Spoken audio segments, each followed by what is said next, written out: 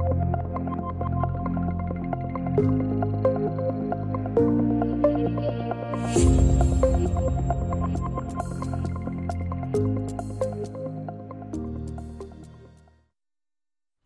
eu sou o Carlos Aros e esse é mais um podcast da MIT Technology Review Brasil, esta edição em parceria com a Gênesis. Vamos falar sobre inteligência artificial, vamos falar sobre Customer Experience, sobre o uso de dados para garantir uma jornada mais eficiente, uma jornada mais inteligente, por que não, para os clientes ao longo das interações, e são inúmeras, com as empresas. E aí, para essa nossa conversa, uma mesa aqui de respeito, uma mesa de peso.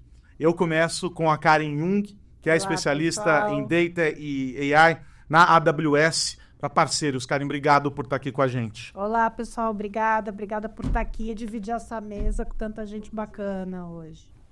O Guilherme Nicolau, que é gerente de produtos de IA na Distrito. Guilherme, obrigado também por estar aqui com a gente. Obrigado, bom dia. E o Rander Souza, diretor de inovação e IA na Gênesis. Você também, meu amigo. Obrigado por estar aqui. Eu que agradeço pela oportunidade. Bom, quero começar essa nossa conversa aqui investigando um pouco do processo em andamento, né? A gente, a cada dia que nasce, a gente descobre uma mudança, uma alteração nas dinâmicas todas, sejam elas do desenvolvimento de novas tecnologias, as aplicações dessas tecnologias que são constantemente atualizadas. E quando a gente fala sobre inteligência artificial, talvez a gente tenha um guarda-chuva gigantesco, abaixo do qual as mudanças são a constante, certo? Quando a gente pega tudo isso e aplica a um segmento como o de CX, que também está fervendo com muitas mudanças, porque a gente tem dois grupos muito interessantes nesse universo.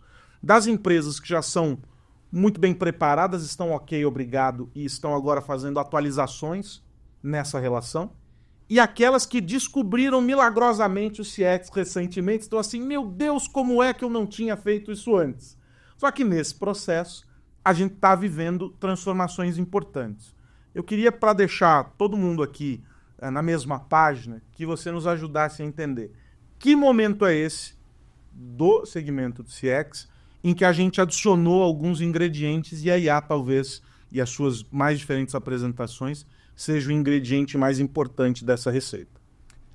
Com certeza, Aros. E primeiramente eu acho que a gente precisa deixar claro, né, o momento que nós estamos vivendo, que foi alavancado pela evolução tecnológica, e isso não para de acontecer, né? Ou seja, não existe ciência de foguete. A IA está aí há alguns anos. O que aconteceu foi nos últimos 2 anos, para ser bem específico, ela ficou muito mais acessível, muito mais democrática através de aplicações como o ChatGPT. A IA generativa acabou sendo bastante exposta ao público final. E nós estamos vivendo a era da economia da experiência. Então, as organizações entenderam que se elas não buscarem a diferenciação, a geração de valor contínuo através de uma interação superior, de uma experiência que seja capaz de fidelizar e encantar, né, os clientes, elas vão ficar fora desse novo mercado. Os clientes pós-pandemia são extremamente exigentes. Nós somos exigentes. Ficamos muito mais criteriosos, né, com a questão do esforço, com a questão como as empresas oferecem conveniência no nosso dia a dia.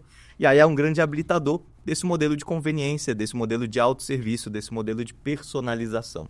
Então, acredito que nos últimos 2 anos, com a IA generativa, né, e com a capacidade que as empresas tiveram de incorporar mecanismos que são muito mais inteligentes do ponto de vista de conversação natural, de entendimento do comportamento do consumidor nos seus negócios, né? Então, nos últimos 2 anos, ficou muito natural perceber que quem já tinha um pensamento orientado à geração de valor através da experiência do cliente, extraiu muito mais desse tipo de tecnologia. Isso não para por aí, né? Nós estamos só no começo dessa nova era. A experiência do cliente hoje vive o que nós chamamos a era dos agentes de IA, impulsionado muito, né, pela tecnologia que permite com que pessoas interajam com máquinas de uma forma absolutamente conversacional, fazendo atividades e processos que antes eram extremamente dependentes dos humanos, uma forma muito mais acessível. Então, não vamos parar por aqui, né? A tecnologia continua evoluindo e a experiência do cliente é, hoje, muito impactada positivamente pela inteligência artificial. E aí, Guilherme, a gente olha para essa história dos agentes de IA e a gente começa a entender que esse é um ponto de maturidade importante também para o mercado. Quando a gente consegue entregar interfaces que tenham uma melhor adaptabilidade para o usuário, com a capacidade de escalar, que é impressionante, e, na maior parte dos casos, oferecendo custos absolutamente atraentes também lá na frente quando a gente pensa no negócio. Ou seja, é um alinhamento perfeito dos astros, né? Sem dúvida. Eu sempre lembro... Quando você ligava para um banco, por exemplo, você tinha que disque 1 para isso, disque 2 para aquilo. Tem banco ainda que faz isso, inclusive.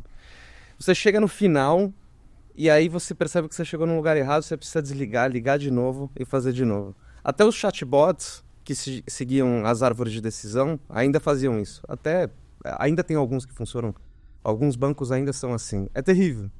Com chatbot, com IA generativa, você acabou com isso. Você já não tem árvore de decisão, né? Você tem uma estrutura de agentes, cada agente especializado em responder uma questão, e um agente consegue passar para outro agente, inclusive, dependendo da pergunta. Então, você não precisa voltar todo o processo. Você chegou lá no final do processo, você quer tirar outra dúvida, você pergunta de novo. A conversa é muito mais fluida, como se fosse com um humano. Então, isso é uma mudança muito grande que está acontecendo agora, né? Você já consegue ver alguns serviços que já estão usando essas IAs e a conversa é muito mais fluida. Às vezes você até fica na dúvida, será que eu estou conversando com um humano ou será que é inteligência artificial? Eu pergunto às vezes, você é inteligência artificial? Me respondem, não, eu sou uma pessoa real. Eu fico na dúvida ainda. Será que ela foi instruída para falar isso? Agora, tem um ganho importante no quesito experiência ao longo dessa jornada. Você deu o exemplo do banco e etc. A gente tem visto alguns casos em que não é só o atendimento automático, mas como a IA dá suporte para decisões do atendimento com um profissional ali fazendo ali a monitoração em tempo real do que está acontecendo. Essa é uma segunda vertente desse processo e que traz um ganho importantíssimo também para a experiência do usuário, né? Isso é excelente também. Vou te dar alguns exemplos, né? Trabalhando com um fundo de investimentos que tinha acesso aos clientes, você tinha diversos assessores de investimento que entravam em contato com esses clientes e, às vezes, você variava, né? Um assessor entrava em contato com esse cliente, depois na segunda conversa era outro assessor que entrava em contato com esse cliente, você tinha um histórico dessa conversa que a pessoa não tinha acesso imediato, não conseguia saber o que acontecia. O quinto atendente ele já tinha uma confraria, tomava um chopp nas sextas-feiras e ninguém sabia como resolver o problema. Exatamente. Então você tem um assistente que tem acesso a toda essa conversa, todo esse histórico, aos dados do cliente, tudo por onde passou, e o atendente com acesso a esses dados... ele sempre recebe um briefing de como falar com o cliente, e se o cliente tem uma dúvida, ele consulta. Antigamente você podia consultar o CRM, né, essas bases, só que você tinha que ir lá buscar, os dados não são tão bons. Agora o próprio agente, ele tem ferramentas que ele acessa o CRM, busca esses dados, busca todos os dados possíveis das conversas, do CRM, etc., dá o contexto e auxilia o atendente a fornecer uma melhor experiência do cliente. É muito engraçado, né, como as coisas vão se conectando, feito um Lego. Porque há alguns anos atrás nós nos reunimos aqui e falávamos sobre a importância da gestão eficiente dos dados. Então, como é que as empresas depuravam essas informações, o correto armazenamento, o tratamento dessas informações e etc. E aí tinha muita gente que olhava para aquilo e, de maneira desacreditada, falava, não, mas peraí, o tamanho do investimento disso, a quantidade de informação que a gente gera, mas não preciso disso, para quê e tal. Aí o editor da vida nos traz a 2025, cara.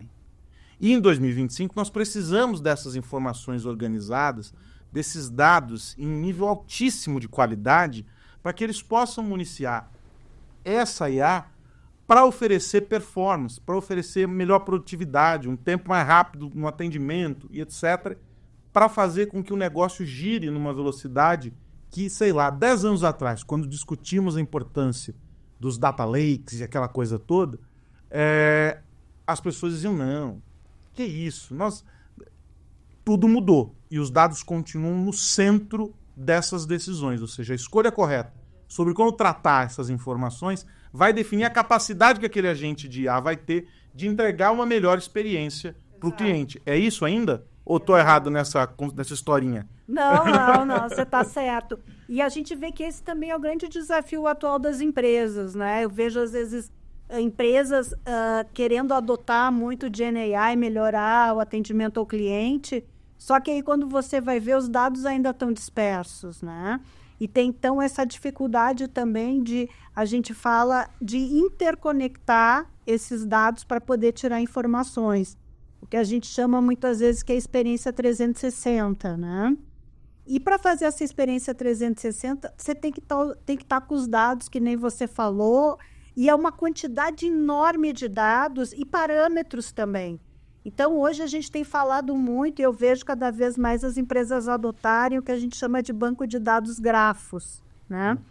Principalmente quando a gente fala em hiperpersonalização, e a gente também tem visto isso muito na parte de fraude, né?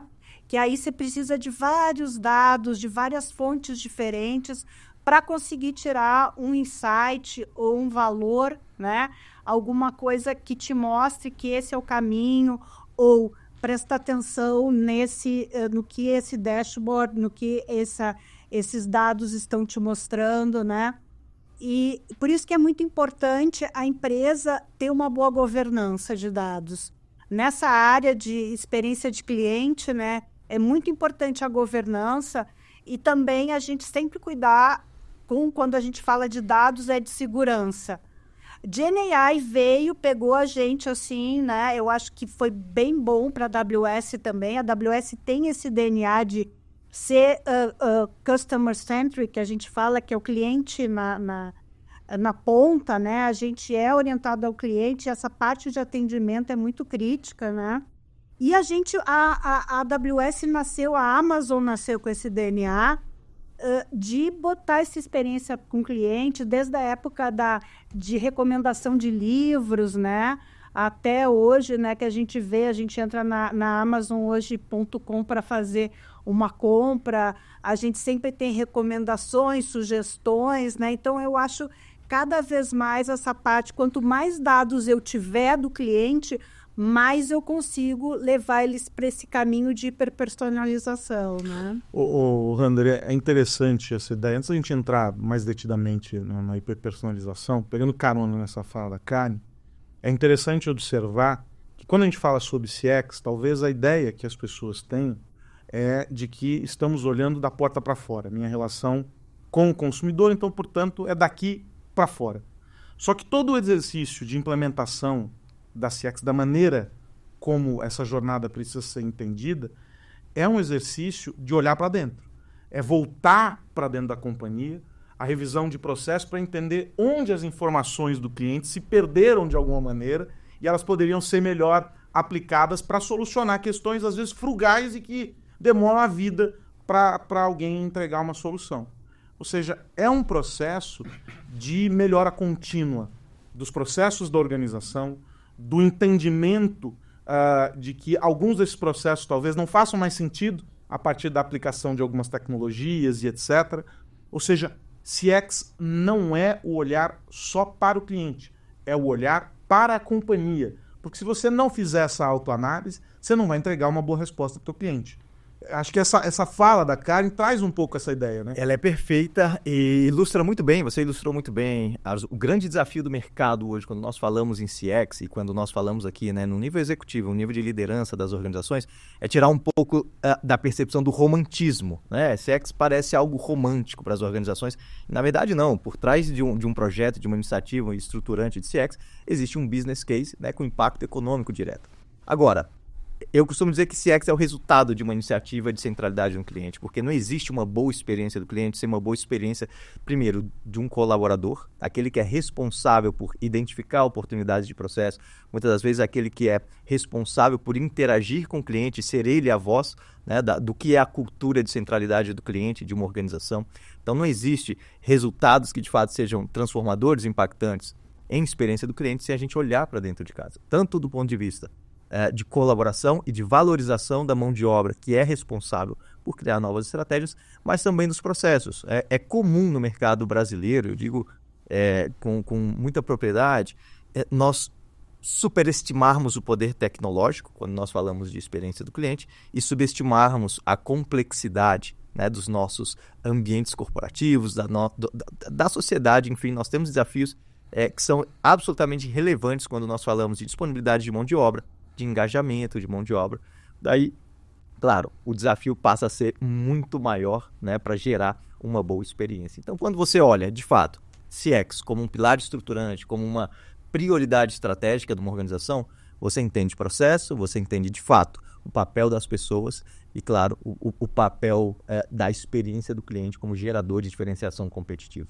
E é quando a gente entra no tópico da hiperpersonalização, o que a gente está falando é um afunilamento importante dessas experiências, né, que o Guilherme e a Karen trazem, mas com um outro olhar, com uma visão de um salto maior.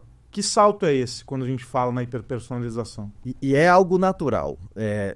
Falando de um salto para onde nós estamos indo, né, para onde muitas empresas já foram, porque essa é a grande verdade, nós entendemos primeiro que esse processo passa pela necessidade de ter 3 pilares estruturantes em qualquer organização que quer chegar nesse nível de hiperpersonalização. Você não vai sair do nível de maturidade 0 e alcançar a hiperpersonalização sem se organizar, né, internamente. Então a gente fala que o primeiro processo, o primeiro pilar estruturante é a migração para a nuvem. Ou seja, as empresas precisam entender que para trabalhar o volume de dados que hoje é necessário para gerar esse tipo de iniciativa, estar na nuvem é uma grande vantagem. Então o primeiro passo, de fato, levar as tecnologias para a nuvem são essenciais. O segundo é a coleta desses dados de uma forma que permita a geração de valor. E, por fim, a aplicação de inteligência artificial como terceiro pilar dessa tríade de impacto, né, nas organizações que buscam a hiperpersonalização, para que a gente consiga aplicar algoritmos, para que a gente consiga, de fato, desenvolver estratégias que utilizem dados, né, em prol da melhor experiência do cliente. Nós sempre falamos em hiperpersonalização e parece que ela só se aplica ao segmento de varejo, né? Ou seja, olha, hiperpersonalização como o exemplo ótimo que a Karen trouxe, né? Poxa, o algoritmo de recomendação do livro baseado nas minhas experiências. É um ótimo exemplo de hiperpersonalização, mas hoje nós já atingimos níveis muito interessantes de hiperpersonalização em várias frentes. Se nós pegarmos mesmo, foi mencionado, o segmento de fraudes, hoje nós conseguimos saber se uma pessoa está transacionando, querendo fazer uma transação financeira, né, um Pix que seja, do seu dispositivo, na sua antena de preferência, ou seja, na sua localidade, de onde sempre registra, para identificar uma possível fraude, ou seja, para identificar um possível nível de fator de autenticação adicional para trazer mais segurança. Existe hiperpersonalização em várias esferas. A gente conhece muito o aspecto do varejo, né?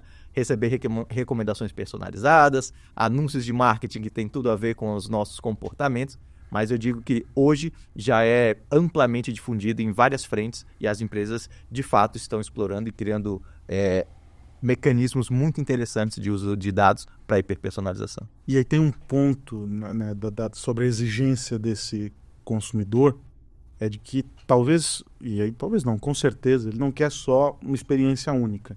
Ele quer uma experiência única e ágil, né, em que a tomada de decisão nessa relação ela seja naquele momento, no ato.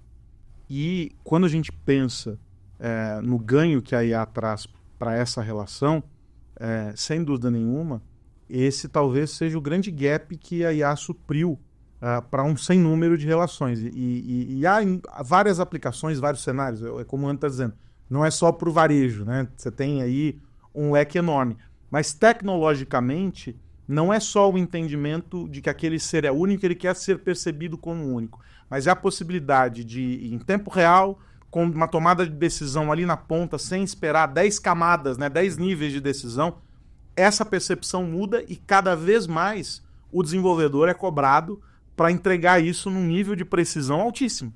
Perfeito. Eu queria falar 2 coisas sobre Por isso. favor. A primeira, sem dúvida, hoje tem um ganho de escala enorme, né? Porque ela consegue ter algo muito próximo do que um humano faria, um atendimento humano faria. Se fosse até um ano atrás, eu falaria, não chega, seria igual um atendente médio. Mas hoje em dia, eu acho que já é um bom atendente, se tiver um bem construído. só que num nível de escala enorme. Então você consegue atender muita gente ao mesmo tempo e resolver. E tem isso a novidade, né, dos agentes, que você tem acesso a ferramentas. Então você tem acesso a sistemas onde você pode coletar informações para responder alguma coisa, mas não só. Você também pode coletar as decisões que o cliente te passou e colocar no sistema, tomar decisão junto com o cliente imediatamente, sem precisar passar por 10 camadas. Isso resolve muita coisa, isso é um ganho de escala enorme e uma solução para o cliente muito boa. Mas tem algo muito bom sobre a hiperpersonalização que está acontecendo agora, né? A gente conhece alguns sistemas clássicos, justamente. Por exemplo, um sistema de busca que propiciou o Google ser o que é o Google para encontrar site, ou sistemas de recomendação igual a Amazon fez, ou o Spotify fez depois também. Mas eu acho que a gente está atingindo outro nível com a IA, que é um nível de personalização mais comportamental e emocional. Uma vez que a IA tem acesso à memória e à conversa com o cliente, ela começa a se hiperpersonalizar, né? Isso é algo que está sendo muito comentado agora, por exemplo, com o ChatGPT, que agora ele tem acesso não só à memória, ele tinha uma memória pequena, ele tem acesso agora a todas as conversas que tem com a própria pessoa. Então ele sabe como que você pensa, ele sabe o que você quer, parece até que cada modelo de linguagem tem um próprio perfil, né? O GPT parece que está se tornando mais próximo de um coach, por exemplo. Tem muita gente questionando isso até. Mas isso significa que ele, tendo acesso a todas as suas conversas, ele sabe o que você gosta, quais são as suas preferências, tenta te validar. Se você tem alguma dúvida, ele tenta trazer um viés positivo para isso. Não, e eu gosto também das soluções agora de análise de sentimento, né? Que eu acho fantástico. Isso. Isso é muito bom também, né? Eu utilizo muito para isso, porque você tinha um problema antigamente na ciência de dados clássica, que você não conseguia... você precisava de humanos para classificar as coisas, e isso era muito custoso e muito demorado, né? Agora você pode usar a IA para fazer isso, que talvez não seja tão bom como você ter uma equipe enorme de humanos para fazer, mas você faz imediatamente, você tem dados bem classificados, você consegue criar sistemas de recomendação muito melhores para isso, né? Às vezes ele faz até... pegar comentários que tem de... Reclamações, exatamente. Aí você classificar com isso. Exato. Antigamente, você pode usar isso para criar sistemas de recomendação melhores. Mas eu acho que a gente está atingindo um nível de hiperpersonalização também, que ela é bem individual, né? Antes era alguma coisa mais em grupo. Você tinha uma ciência de dados onde você tinha algumas classificações, personas, e agora você consegue atingir um nível do indivíduo e pelo viés linguístico, comunicacional e pela memória das interações conversacional com ele, né? Então acho que a gente está atingindo agora nesse ponto. Agora, e esse cenário implica também desafios para as empresas. Elas precisam estar preparadas para lidar com... Porque não basta que a tecnologia exista, que ela já esteja madura. É preciso que ela seja incorporada também pela empresa e que exista uma aplicabilidade, né? Eu tenho que ter um objetivo, um propósito para aquilo. As empresas, elas têm agora uma solução para problemas que elas não tinham, ou elas estão conseguindo oferecer respostas para problemas que já existiam nesse aspecto da hiperpersonalização?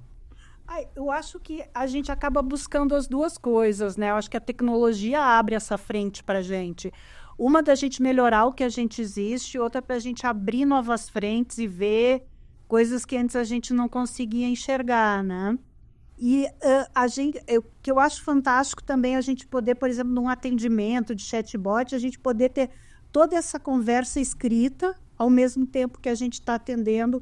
A gente tem uma tecnologia que transcreve tudo isso, que a gente pode armazenar e que a gente depois pode tirar análise, né? Que a gente fala, que é o descritivo. Mas também tem aquele do na hora, né? De você poder tá num canal de atendimento atendendo o cliente, o próprio agente de IA, e ele poder fazer recomendações para você baseada em todo o teu perfil. Que assim, vai desde o teu perfil de marketing, teu perfil de como você usa o produto, aonde que você... A gente vê isso muito, que né, a gente está falando não só na parte de varejo, né, mas na parte de recomendação financeira. Eu acho que está tendo uma maturidade muito grande do mercado, de procurar investimento é uma coisa que, se você trabalha com ações, então... e hoje em dia, é muito popularizado isso. Você quer saber, eu compro essa ação, vendo, né? Como que é o meu melhor investimento? Como que eu tiro o melhor desse meu dinheiro? A melhor rentabilidade. Às vezes a gente fica horas lá tentando, né? Ponho aqui, tiro, né, da onde? E eu acho que o agente agora, a gente falou aqui em assessor de investimento, os assessores de investimento ajudam os clientes numa melhor experiência, às vezes com os bancos, exatamente para ajudar como gerir melhor a tua carteira, né? E isso é feito automaticamente, isso é fantástico, né? Aros, deixa eu pegar um gancho no que a Karen disse, porque eu acho que é fundamental nós trazermos aqui uma visão até de para onde nós fomos, né, de onde saímos, porque faz todo sentido nós entendermos isso de uma forma evolutiva, né? Até muito pouco tempo atrás, e eu digo que ainda existem muitas organizações que operam nesse modelo, as empresas, quando pensavam em jornadas dos seus clientes ou experiências para os seus clientes, elas pensavam em segmentação. Puxa, eu tenho um cliente do perfil A, eu tenho um perfil da categoria B. E aí, claro, você toma decisões baseado num segmento de clientes, mas que ele, obviamente, não reflete já a nossa expectativa como indivíduo, né? Ou seja, o que a IA hoje permite para nós fazermos em escala é essa hiperpersonalização para que cada interação, né, entre um cliente e uma empresa tenha um destino diferente, né? Tenha uma característica dependendo da forma como que ele acessa, do sentimento, ou seja, em tempo real, se nós falarmos, né, do que plataformas como a Gênesis mesmo hoje já faz no mercado, nós entendemos em tempo real o sentimento de um cliente, porque pode ser necessário não passar por uma experiência automatizada de um agente virtual e conectá-lo, né, diretamente. Acontece com um cliente nosso, onde é uma companhia de distribuição de energia elétrica que tem uma estratégia de agentes virtuais, mas que quando ela identifica, né, a emoção do cliente ou a intenção de que ele está num cenário onde ele precisa ter urgência porque é um risco de vida, um equipamento que ele tem dentro de casa e que não está sendo abastecido, né, através do fornecimento de energia elétrica, ele precisa imediatamente de um acolhimento especial. Então, esse tipo de jornada, onde você consegue entender o indivíduo, né, ler características de comportamento, de emoção e também do negócio, afinal de contas, experiência do cliente também é para a maximização dos resultados operacionais das organizações. A gente não pode esquecer, né, do impacto econômico que está por trás da melhora da experiência. Isso tudo já é uma grande realidade. Então, sair dessa visão de segmentação e de estratégias por grupos de clientes e chegar no nível onde cada indivíduo pode ter uma experiência diferente é de fato o que a gente tem feito no mercado e o que o mercado está buscando através da IA. Fica cada vez mais difícil para as organizações que não deram aquele salto rumo aos pilares de modernização, né, de avanço para a nuvem, de estruturação de uma área mesmo para dados e uso de inteligência artificial, competirem no mercado hoje. Porque, afinal de contas, a empresa de um segmento não é comparada somente com um concorrente do mesmo segmento. Hoje você é comparado com empresas como a Amazon, que fornecem experiências muito positivas, né, gerando ali já um nível de expectativa altíssima no consumidor. Agora, é interessante na fala de vocês, surge a ideia do seguinte: existe uma complementariedade entre o papel do agente A e do indivíduo que está lá na ponta e que vai ser acionado a qualquer instante. O que define esses limites hoje, na visão de vocês, se é que há essa fronteira bem delimitada, dentro dessa relação com a experiência do cliente? Né? Há inúmeros casos, acho que você citou um aqui, você tinha citado outro há pouco e tal, mas como regra geral, dentro do que você olha na experiência com os parceiros da AWS, por exemplo, o que delimita essa fronteira entre trazer e ressaltar as capacidades que um humano tem e que são ausências na máquina, e aquilo que a máquina vai entregar e que o ser humano talvez não seja capaz de buscar? Não, isso é bem interessante, né? Porque a primeira coisa que a gente vê, e eu vou trazer esse assunto porque não tem como não falar, porque a inteligência artificial agora vai substituir o humano. Não vai substituir, vai melhorar o que a gente já faz, vai conseguir fazer a gente ter um atendimento mais rápido, mais preciso, e mais que eu falo, ter uma acurácia melhor naquilo que você e mais rápido, né?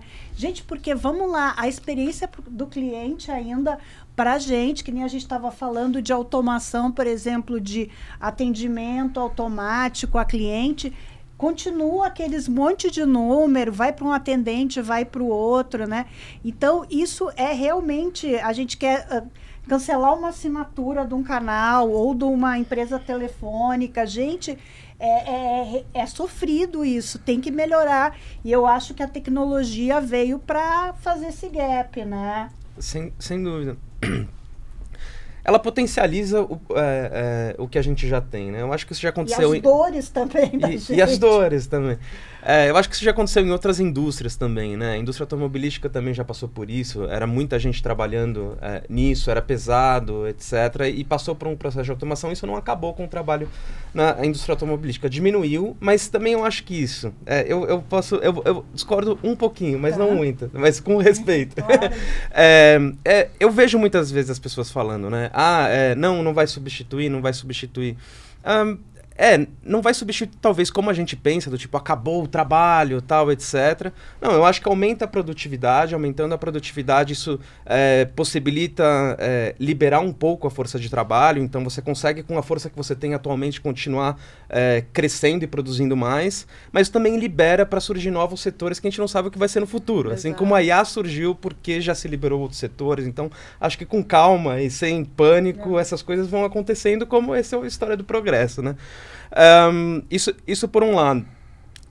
Outro lado que eu acho interessante do que anda acontecendo, onde está o limite, é o que muito vem se falando hoje em dia do human in the loop, né? Você colocar o humano dentro do ciclo. Então, para algumas tarefas que são muito sensíveis, você precisa ter uma validação do humano, né? Os próprios chatbots simples de conversa mesmo, sem tomada de decisão, ele já começa a fazer isso, né? Porque a gente se irritava quando você conversava ali com o chatbot, você perguntava uma coisa, ele já saía falando e já... se você está programando, ele já saía dando código. Agora ele pergunta, é melhor fazer... talvez faça isso, isso, isso. Você quer que eu faça? Você fala, sim, faz, né? Então, eu acho que conforme esses agentes forem entrando nas nossas vidas, porque vão estar em todos os lugares, vão estar no teu e-mail, por exemplo, se a gente recebe muito e-mail, né? A gente não consegue ler aquilo. Os agentes vão começar a ter acesso a esses e-mails, isso já está acontecendo, na verdade, e ele recebe ali, de repente você está trabalhando, tal, não sei o quê, você recebeu um e-mail para uma reunião, né? Aí ele pode entrar em contato com você e falar, você recebeu um contato para uma reunião em tal horário, você quer ir nessa reunião? Você fala sim ou não. Ele poderia marcar automaticamente. Algumas tarefas ele pode fazer já automaticamente, muita coisa. Falou de investimento interessante, né? Por exemplo, trabalhando para um fundo de investimentos, né? Eles recebem muita documentação de diversos bancos, né? Os research, né? Então, de diversos bancos que eles recebem recomendações de diversas empresas e aquele analista ele precisa acompanhar 10 empresas e recebe de outros 40 bancos parceiros relatórios de 20 páginas cada um todo dia. Eles não conseguem analisar isso. Então, se você passa... Esse é um processo que dá para fazer quase tudo automático, né? Você pega todos esses relatórios e você tem uma pipeline de dados, que às vezes nem é a gente. É a IA clássica que você passa por quero extrair dados, quero fazer análise de sentimento, quero fazer isso tudo, consolida esses dados não estruturados em dados estruturados, ainda faz uma estatística em torno disso e devolve para o analista, analisei todos esses documentos, a probabilidade é isso, aquilo, recomendação de compra tal, e ainda o bom do modelo de linguagem hoje em dia é que você pode pedir o reasoning, né? Você pode pedir o raciocínio, por que ele deu aquela explicação. Aí tá um pouco a interpretabilidade, desculpa, interpretabilidade. Desculpa, vamos lá. Às vezes é uma palavra que eu sei falar em inglês, porque eu falo muito, e quando você vai falar em português fica... Mas é quase a mesma coisa. Você pode pedir o reasoning e ela te dá a justificativa. Ela vai comprar ação? Pior que você poderia automatizar para fazer isso, mas essa não é uma decisão que você vai fazer. Eu não colocaria o dinheiro no fundo de investimentos hoje, entendeu? Então, chega para o analista analisa isso e toma a última decisão, né? Como os dois discordaram, a gente tem uma IA agora que transcreveu essa conversa, ela vai fazer o VAR para ver qual dos dois. Isso, com certeza. E eu vou colocar aqui mais um tempero nesse molho aqui, porque é o seguinte, né? Quando nós pensamos no limite, eu acho que essa provocação ela é muito válida, porque primeiro que está todo mundo aprendendo, então acho que não existe também aqui uma fórmula mágica, uma bala de prata, igual muita gente imagina. Né? Eu acho que para cada organização existe uma realidade, existem boas práticas, né? Existem preocupações em comum e desafios em comum, claro que facilitam, né, a adoção desse tipo de tecnologia. Mas existe um aspecto importante. Semana passada eu recebi aqui, curioso que sou, né, o resultado da nossa pesquisa anual. A Gênesis faz uma pesquisa sobre comportamento de consumidor, o State of CX, e em 2025 saiu uma estatística que chamou muita atenção sobre o tema. 72% dos respondentes são clientes, em média, eles têm receio de que uma organização que utilize IA né, o faça e não permitam com que eles interajam com o atendente, né, com um elemento humano ali no loop, né? E essa é uma estatística muito interessante, porque quando nós olhamos, né, o perfil dos respondentes, essa realidade ela fica muito acentuada por um perfil, e aí a gente fala de geração, que são ali os baby boomers e até a geração Z, que tem muito mais esse receio. E se nós pegamos ali a parte da geração Z, eles não têm preocupação nenhuma se vai ou não interagir. Então, passa por cada negócio entender também o perfil do seu consumidor, o perfil do seu cliente, o perfil daqueles que vão estar interagindo, obviamente, com suas... enfim, seus processos, seus agentes de IA, suas tecnologias. Então, sem olhar também para o negócio, sem ter esse viés de entendimento do cliente, é muito difícil precisar comportamentos específicos. O que a gente consegue ver que é uma boa prática? Atendimentos de alto valor, atendimentos para clientes que valorizam o toque humano, né? Não fazer uma imposição digital. A transformação digital passa pela capacidade de você ter o entendimento da jornada do seu cliente na plenitude. E se ele não é um usuário que gosta, né, do canal autosservido, né, de um agente de IA ou de um canal automático, ele de alguma forma ainda assim tem relevância para o negócio e vai ser atendido por um humano. E ter, né, a capacidade de analisar isso em escala é o que vai aqui diferenciar aqueles que vão liderar, né, a experiência do cliente no mundo, no Brasil, nos próximos anos. Então, acho que não pensar de uma forma a impor e sim compreender o teu cliente ajuda muito a entender essas barreiras. Só para dar mais um exemplo clássico, eu estava discutindo semana passada com um board de diretores de uma grande empresa de saúde no Brasil, e estava muito claro que clientes de oncologia, por exemplo, que é uma disciplina aqui extremamente sensível, né, até porque a pessoa precisa de um acolhimento, de um tipo de orientação, ela não era elegível aos agentes de IA dessa companhia. Então, achei um ótimo exemplo, porque você percebe que existe ali o aspecto de uma IA humanística, ou seja, a IA ela consegue, nesse aspecto, ajudar na ponta. Então, quando chegava um cliente buscando esse tipo de tratamento, o atendente, que tinha uma alçada muito maior, ele era alimentado em tempo real por uma IA que fazia recomendações de scripts de acolhimento, de validação, né, e de tudo aquilo que gerava produtividade, ganho de eficiência, porque reduzia o esforço também do atendente, mas gerava, no fim, uma empatia, que é o que nós aqui na Gênesis, no mercado, as empresas que de fato querem extrair valor, buscam no fim das contas. E é muito interessante a reflexão sobre o momento da jornada em que a IA vai estar inserida.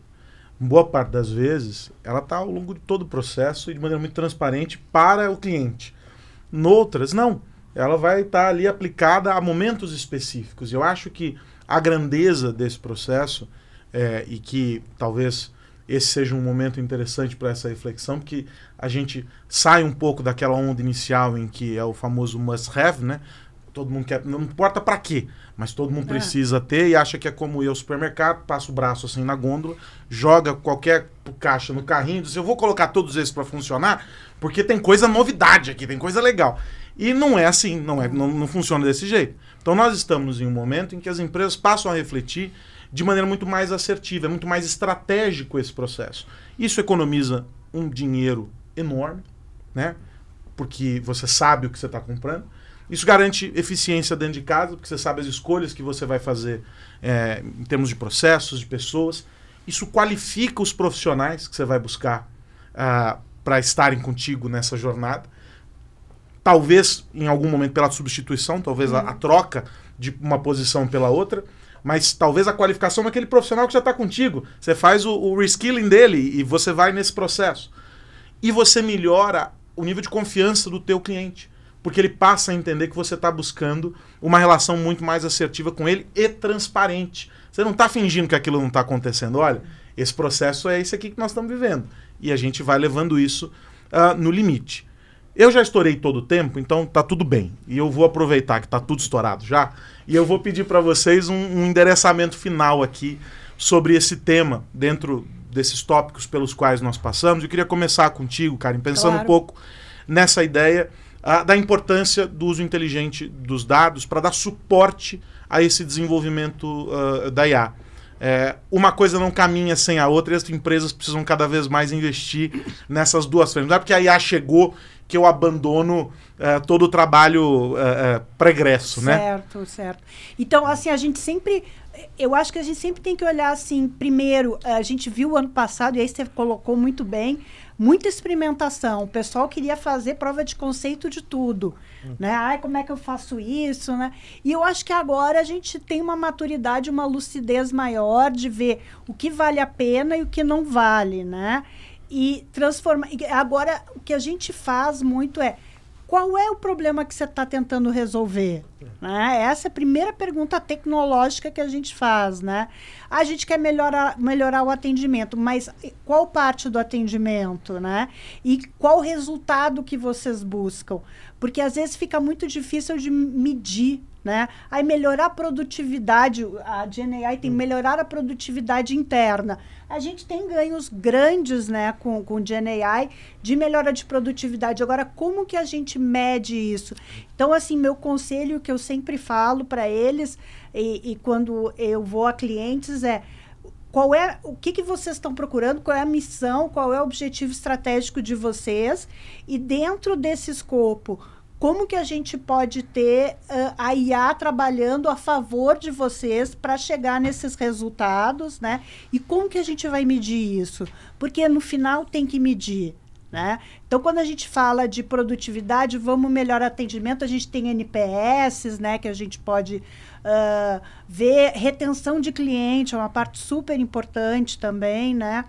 E os dados são super importantes em toda essa trajetória. De novo, se você não tiver teus dados bem limpos e bonitos e corretos, o que vai acontecer é que a inteligência artificial acaba te dando respostas ruins, né? Então, sempre cuidar, ver essas duas partes. Esse é mais ou menos o meu conselho final. A qualidade da entrega é proporcional à matéria-prima que você coloca lá. Queria exato. te ouvir também sobre esse tema. Sim, uma coisa que às vezes eu penso é que chegou a GenAI e as pessoas esqueceram das outras partes da inteligência artificial como se elas não trouxessem mais valor. Né? Então, por exemplo, os modelos preditivos que existiam, etc. Né? E dá para você usar os dois juntos, né? Então, ao invés de ter uma IA que só consulta os dados históricos, por que a gente não tem um modelo preditivo também e uma IA que consulta os dados preditivos também? Né? Então, às vezes, é normal, né? O cliente está na ânsia do que está novo, então ele vai... Eu quero a IA antes dos dados, eu quero a IA antes do modelo. Né? Então, ele quer IA o chat primeiro. Mas a qualidade não vai ser tão boa se você não tiver outra parte antes, né? Então, uma coisa que eu tento muito, é difícil, sempre você tem que fazer a gestão de expectativa do teu cliente, do produto que você está criando, né? Mas eu sempre tento falar, olha, o ideal é que você tenha o mais próximo desse processo, onde você tem um data lake, você limpa esses dados, depois você cria um modelo sobre isso, e aí você tem um chatbot em cima desses dados. Né? Mas às vezes não dá para fazer isso, e você consegue fazer já grandes coisas conectando direto um chatbot num SAP, por exemplo. Né? Você já consegue fazer grandes coisas com isso. Mas eu sempre tento trazer de volta, eu queria finalizar com isso, lembrando dos dados, lembrando dos modelos que já existiam de inteligência artificial, e que o chatbot é um complemento a isso tudo, e para trabalhar isso tudo junto, acho que vai ser o grande ganho. E aí, Muito bom. Desculpa, só para falar. Porque a gente fala exatamente ganho de produtividade, eu acho que muitas vezes as pessoas olham o modelo de linguagem e tem um ganho operacional, né? Então você reduz custos, etc. Tempo de execução. Tempo de execução. Mas e ROI? Né? Então vamos... E o preditivo com isso ajuda nisso. Né? E aí, para fechar, Randa, eu queria conectar essa ideia ao mundo da CX. Claro. Primeiro, agradecer pela aula. Obrigado, pessoal. Foi muito bom poder compartilhar aqui com vocês e participar dessa conversa. O que eu vejo, e que eu acho que é mais urgente, né, das organizações, empresas aqui no Brasil que buscam diferenciação através da CX, é entender, primeiro, seu nível de maturidade, essa complexidade interna, porque é muito comum, né, áreas, e as organizações estão assim há centenas de anos, né, estruturadas ali em silos, né, hierarquias. E cada área dentro de uma organização tenta resolver o seu problema, né, de uma certa forma. Então, o que acontece comumente é que muitas tecnologias são colocadas dentro de uma empresa, gerando uma incongruência muito grande para o cliente, ou seja, dependendo do canal que eu acesso, eu tenho uma experiência com a empresa A de uma forma, ou vai parecer a empresa B, que é totalmente diferente, sendo que é o mesmo CNPJ. Então, acabar com essa incongruência, né, criar muito mais pontes do que barreiras do ponto de vista de tecnologia dentro das organizações é o grande ponto aqui que eu gostaria de destacar de prioridade. Pensar estratégico significa parar de ter iniciativas tão isoladas, de aquisição de tecnologia que não estão conectadas, que estão fragmentadas de uma certa forma, e trazer um conceito mais de orquestração dessas interações, um orquestrador dessas experiências que permitam que a gente tenha jornadas fluidas, sem atrito, sem fricção, sem esforço, e que a gente, de fato, quando precisar sair do canal A para o canal B, não tenha que pedir para o cliente explicar quem é ele, o que ele quer e por que ele está aqui. Esse é o grande conselho e desafio que hoje as organizações no Brasil têm. Muito bom, como o Rander disse, verdadeiramente uma aula, mas não só dos dois, dos três. Sim. Um privilégio estar aqui nesse encontro. Quero agradecer demais a Karen Jung, que é especialista em Data e AI na AWS, para parceiros. Karen, obrigado pelo teu tempo, por ter estado aqui conosco. Cara, muito legal participar, assim, poder contribuir, e poder aprender também, a gente sempre aprende, O Guilherme Nicolau, gerente de produtos de IA na Distrito, também. Obrigado, Guilherme, por estar aqui com a gente. Pô, obrigado. Fiquei um pouco nervoso aqui no começo, mas no final foi fluido. Valeu. E o Rander Souza, diretor de inovação IA na Gênesis. Querido, obrigado mais uma vez. Obrigado, Aros. Obrigado aos colegas, Karen, Guilherme. E não podia ser diferente, Uma pauta da MIT é sempre um convite irrecusável. Espero que tenha sido produtivo para quem acompanha. Bom. E eu quero agradecer demais você que esteve conosco até aqui, fazer o convite para que você fique cada vez mais próximo de nós na MIT Technology Review Brasil. Este é um dos infinitos temas que a gente desbrava nessa nossa história de contar um pouquinho sobre negócios, um pouquinho sobre tecnologia, um pouquinho sobre pessoas e muito sobre como essas três coisas juntas transformam a nossa realidade. Você fica conosco nos podcasts, nas revistas, no portal, enfim, em todas as nossas plataformas, nos eventos. E esse aqui foi mais um podcast da MIT Technology Review Brasil, uma parceria com a Gênesis. A gente se encontra por aqui neste ecossistema gigante, MIT Technology Review Brasil. Um grande abraço. Tchau, tchau.